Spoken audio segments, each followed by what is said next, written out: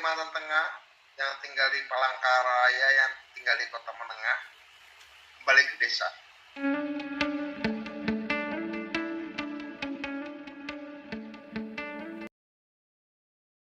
Ya sudah ya, udah bisa masuk ya? Oke, bisa Pak, bisa. Kalau datang ya. Oke. Gimana? Baik, terima kasih Pak Budiman.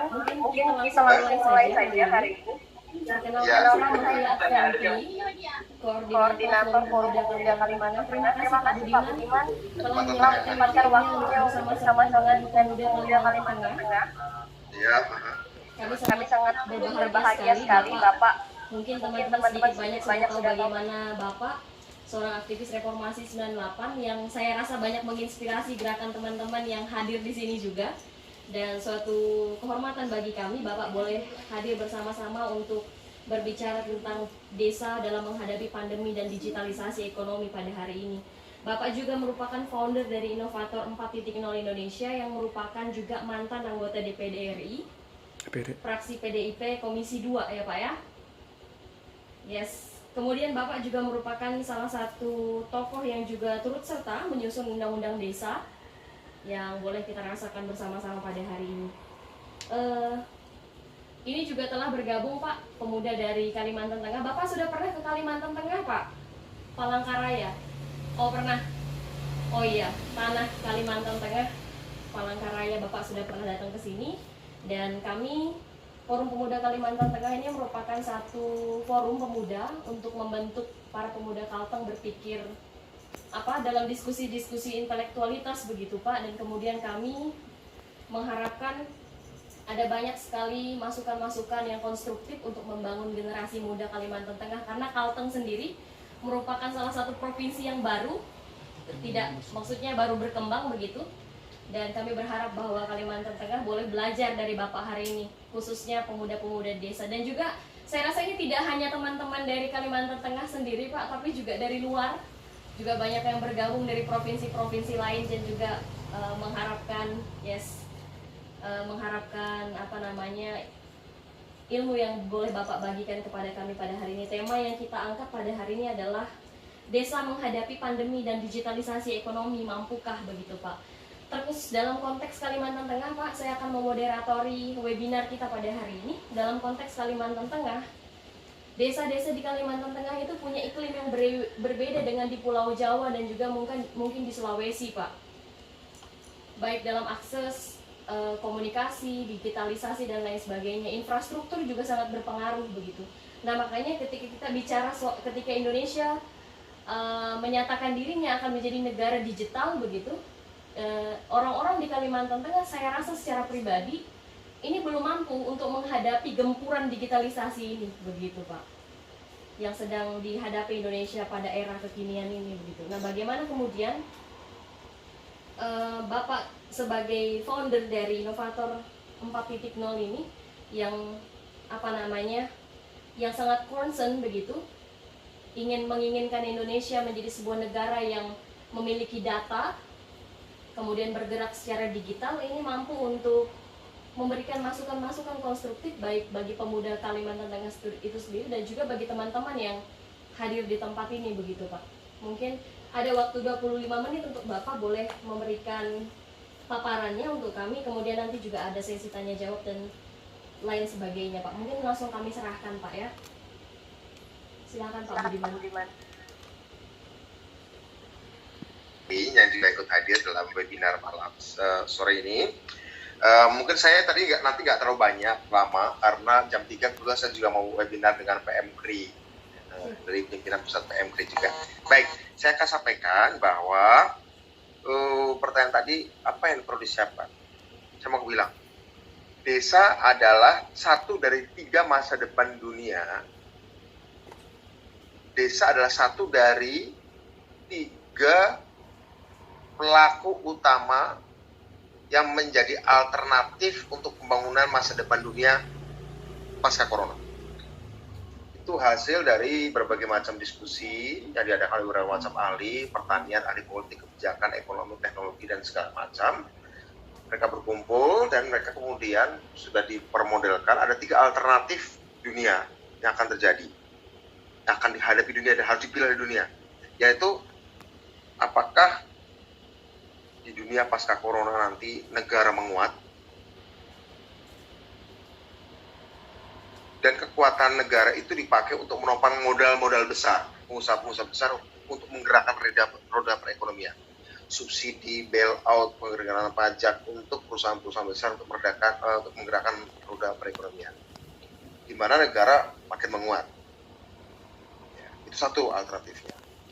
Alternatif kedua, negara menguat sama dengan yang pertama dan mengumpulkan serta mengkonsentrasikan banyak sumber daya ekonomi, sumber daya apapun, tapi bukan dipakai untuk bailout atau subsidi pengusaha besar, tapi dipakai untuk mendorong jaminan sosial untuk membantu rakyat, perlindungan sosial, kesehatan publik, pendidikan, pangan, segala macam, di mana negara mengkonsentrasikan kekuatannya.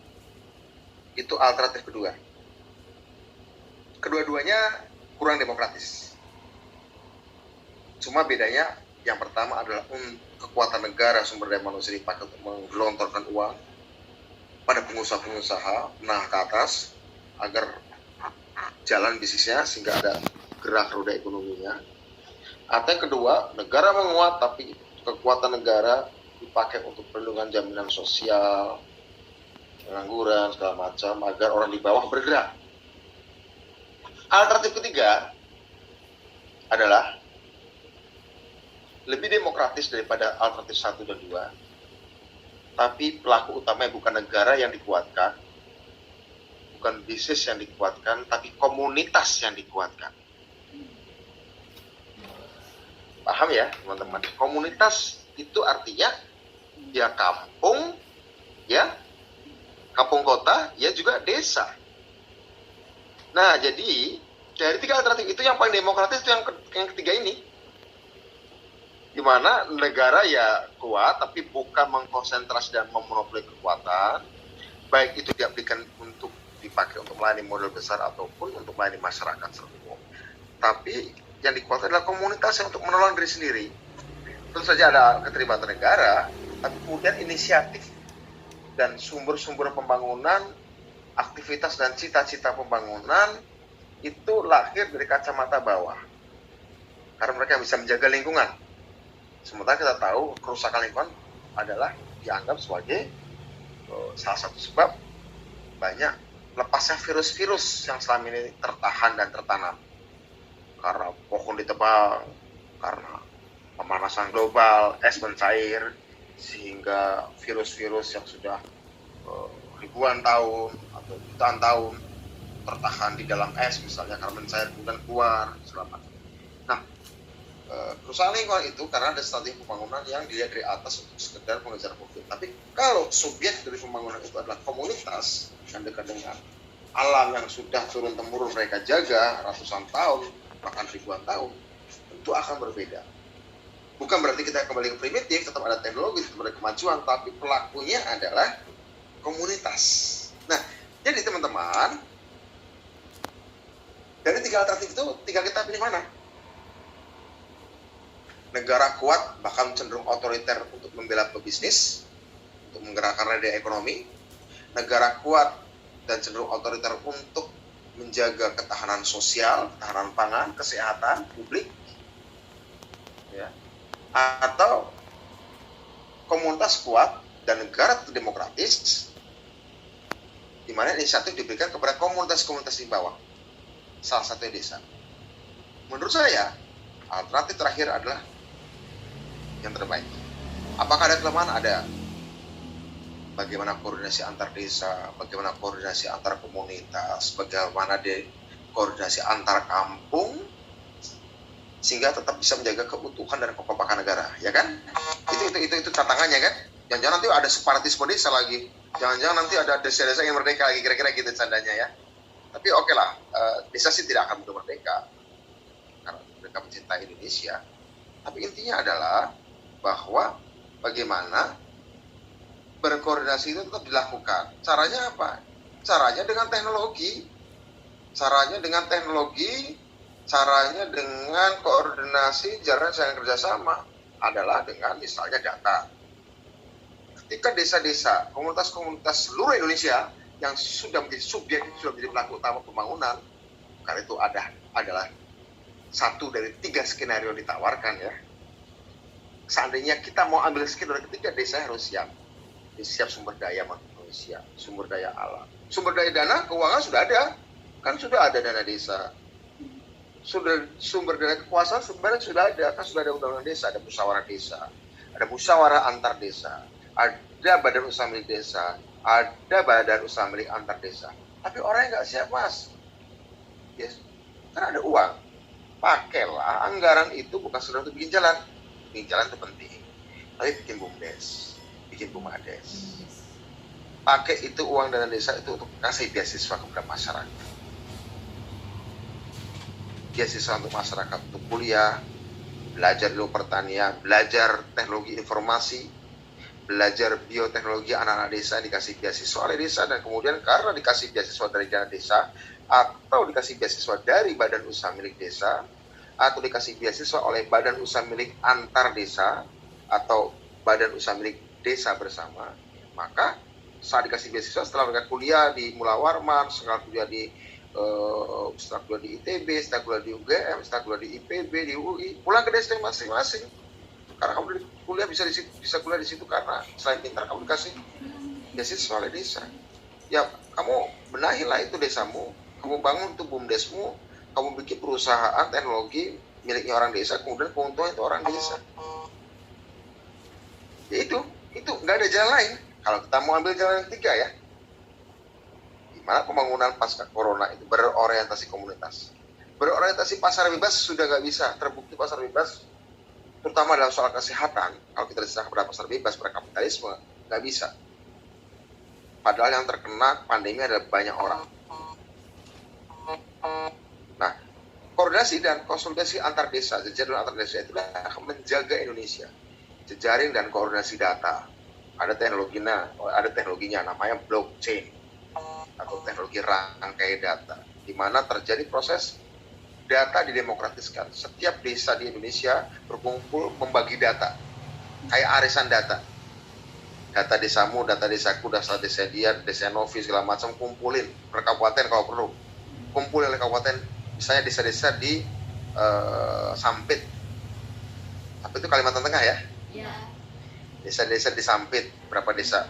Desa-desa kumpulin data di satu teknologi, satu protokol namanya blockchain. Kemudian data-data itu bisa diakses oleh semua desa yang bersepakat di dalam arisan data itu. Nanti kemudian bisa saling jual-menjual, bertransaksi antar desa berbasiskan data itu. Saya kira itu. Jadi teman-teman sekalian, apa yang terjadi adalah bahwa kita bisa membangun kesatuan Indonesia bisa berdasarkan dari teknologi blockchain atau rangkai data itu. Sehingga jalan ketiga itu dimungkinkan oleh teknologi. Syaratnya sumber daya manusianya. Sumber daya manusia di manapun, bukan cuma di Kalimantan Tengah, terutama di 74.954 desa adalah harus kejar itu. Nah, caranya gimana Mas kerja? Sekarang mumpung kita manfaatkan dengan adanya pandemi ini, banyak institusi-institusi besar dunia, baik itu lembaga riset, baik itu penerbit jurnal ilmiah, kampus-kampus besar dunia, sekarang sedang menggratiskan buku-buku terbitannya. Cambridge University, Universitas Cambridge, penerbitnya sudah menggratiskan buku selama masa pandemi. Silakan baca gratis, cari linknya. MIT juga, Harvard juga sudah membuka kuliah-kuliah gratis. Jadi kita walaupun di desa, walaupun di kota kecil, kita bisa ikut kuliah di Harvard seperti mahasiswa di Harvard. Karena sudah dibuka gratis. Kemudian apalagi? Penerbit Springer, salah satu penerbit besar dunia. Puluhan ribu buku yang terbitkannya, silakan di-download gratis, silakan dibaca selama masa pandemi ini. Jadi sekarang ini, ketika teman-teman banyak di rumah, pakai waktu untuk membaca, termasuk di desa-desa. Ya kan? Bisa ada satu orang Novi baca, terus saya bagus kirim ke teman-teman di desa yang lain. Ibu baca, diskusikan. Misalnya nggak ada yang ngerti bahasa Inggris, ada satu orang ngerti bahasa Inggris, ayo terjemahkan. Itulah pakai sekarang waktunya Gak ada alasan orang desa sumber daya manusia tertinggal. Cari banyak ilmu di sana, kuliah itu kembang kamu manajemen, mau bisnis, mau budaya, mau pendidikan, mau kesehatan, mau IT, bisa. Kira itu. Jadi sekarang manfaatkan. Kira-kira gitu, ya. Sebagai gambaran awal, nanti kita diskusi aja baik-baik. Terima kasih, Novi. Oke Bapak, terima kasih. Mengembangkan ekonomi, mengembangkan teknologi, mengembangkan pendidikan dan kesehatan di desa, serta pertanian. Itu. Orangnya tidak harus pulang secara fisik pulang ke kampungnya atau ke kota kampung halamannya di Palangkaraya. Sana, ayo. Bukan cuma dari luar negeri ya, misalnya sedang kuliah di Bandung, kuliah di Jogja, kuliah di Bogor, kuliah di Surabaya, Malang, dan sebagainya. Itu harus dilibatkan. Ya, yang belajar ekonomi di kampus X, belajar teknik di kampus Y, semuanya ke desa. Tidak harus secara fisik, kalau bisa fisik nggak apa-apa, bagus. Tapi kalau nggak mereka terlibat di dalam, menjadi bagian dari manajemen BUMDes. Jadi BUMDes yang diberikan di masing-masing desa, harus kepala desanya memanggil putra-putrinya yang sedang sukses atau sudah sukses atau belajar ilmu yang beragam di kota maupun di luar negeri untuk membantu BUMDesnya dengan cara platform digital. Dengan menggunakan platform digital. Saya kira itu. Untuk berbisnis, untuk berbagi keuntungan, berbagi pengetahuan, berbagi teknologi dengan sama orang desanya, dan keuntungannya dibagi bersama untuk orang desa. Saya kira itu yang bisa kita lakukan. Baik. Ya. Begitu. Baik, terima kasih Pak. Pak, kita masih punya waktu sekitar 10 menit lebih nih Pak. Ada beberapa pertanyaan juga yang saya rasa ini penting untuk Bapak bisa jawab begitu. Ini dari Stanley Kristianto Pak ya. Beliau salah satu orang yang bekerja di Kalimantan Tengah di salah satu NGO di Kalimantan Tengah. Borneo Institute namanya Pak. Mereka juga concern di bidang pemberdayaan masyarakat desa ini Pak. Pertanyaannya adalah, dengan adanya keterbukaan publik seperti ini, yang menang adalah negara yang mampu mengolah data dan infrastruktur digital yang sudah jadi. Masalahnya Indonesia yang infrastrukturnya digital di tingkat desa yang belum jadi, atau negara yang belum bisa mengolah data akan menguntungkan negara yang infrastruktur digitalnya sudah jadi. Bagaimana pendapatnya? Begitu Pak. Silakan dijawab.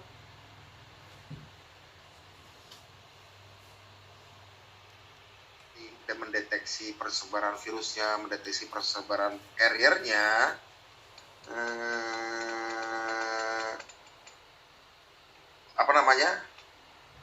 itu mendapatkan arus dan pasokan data yang dinamis dan real time dari pergerakan orangnya. Yaitu misalnya, saya bayangkan karena Samsung teknologi mobilenya hardware-nya kuat dan banyak orang Korea Selatan pakai Samsung, sehingga kemudian data-data pergerakan orang Korea Selatan mudah, di Korea Selatan mudah dipantau, dan kemudian data yang masuk pada headquarter atau markas besar atau servernya si Samsung, dan Samsung koordinasi dengan pemerintah, Kementerian Kesehatan, sehingga mengetahui siapa saja yang terkena corona, mereka dengan siapa, mereka download aplikasi dan melaporkan kegiatannya, pertemuannya dengan siapa saja, dan kemudian cepat, mudah,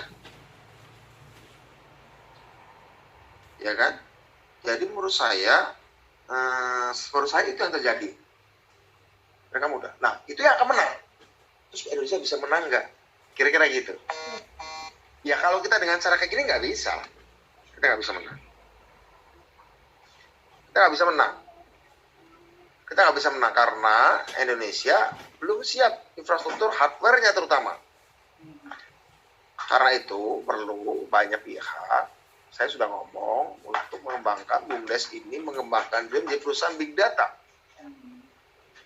BUMDes dan BUMADesnya menjadi perusahaan big data. Jadi saya pikir yang harus dilakukan oleh kita semua adalah menggerakkan sumber daya manusia desa dan sumber daya manusia intelektual yang berasal dari desa untuk mengejar betul namanya industri manufaktur hardware bagi teknologi mobile ini.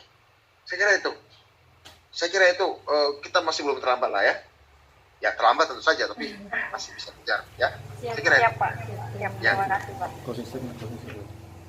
Itu mungkin pertanyaan terakhir Pak, karena juga saya informasikan kepada teman-teman yang mengikuti sesi webinar pada hari ini bahwa Bapak juga ada kegiatan di tempat lain. Dan ya, jadi seperti yang disampaikan Pak dari mantan Wakil Presiden Muhammad Hatta pernah bilang bahwa Indonesia tidak akan pernah bersinar karena obor di Jakarta, Pak, tetapi karena tapi akan bercahaya karena lilin di desa gitu. Dan saya rasa ini betul sekali. Seperti yang sudah Bapak sampaikan bahwa pembangunan pasca corona adalah penguatan kapasitas komunitas sebenarnya. Bagaimana kita kemudian membangun kapasitas khususnya pemuda desa ya Pak, kalau kita bicara dalam konteks pemuda begitu Pak. Ya, dan saya rasa ini menjadi tanggung jawab kita bersama, baik pemuda-pemuda yang ada di sini, tidak hanya dari Kalimantan Tengah tapi juga dari provinsi lain juga. Kami berharap Bapak juga terus memotivasi kami lewat Inovator 4.0. Siap, oke. Siapa?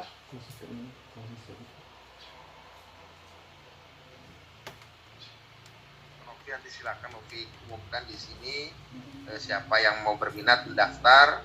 Untuk hari Minggu besok kita mau diskusi tentang periset vaksin anti corona di Inggris orang Indonesia. Gitu ya. Saya kirim ke kamu ya sekarang ya. Oke, nanti ditanya aja. Makasih. Yuk, bye. Halo Pak. Halo. Pak, boleh minta closing statement tidak Pak? Oh, closing pada hari ini. statement. Ya, silakan Pak. Mungkin ada motivasi yang mau disampaikan ke teman-teman. Silakan Pak. Bagi orang-orang di sana ada badan usaha milik desa, di sana ada musyawarah desa, di sana ada dana desa, di sana ada sistem informasi desa. Setidaknya menurut undang-undang begitu. Dan teman-teman desa berhak mengembangkan itu, sudah disediakan dananya. Bangun sesuatu dari sana. Kalau kamu sedang belajar manajemen, ajari orang desa itu manajemen. Jika kamu sedang belajar kedokteran, libatkan mereka dalam riset-riset atau pengobatan-pengobatan. Jika kamu belajar menjadi guru, libatkan mereka bagaimana cara mendidik anak yang benar.